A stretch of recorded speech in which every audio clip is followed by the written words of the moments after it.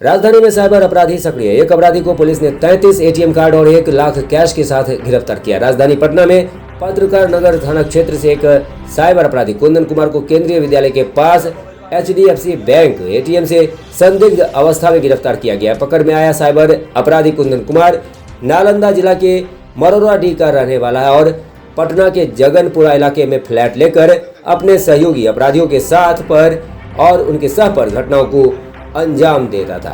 पत्रकार नगर थाना प्रभारी मनोरंजन भारती ने बताया कि इसे के पास से लगभग 33 अलग अलग बैंकों के एटीएम कार्ड और 1 लाख कैश और कई बैंकों के खाते बरामद किए गए हैं।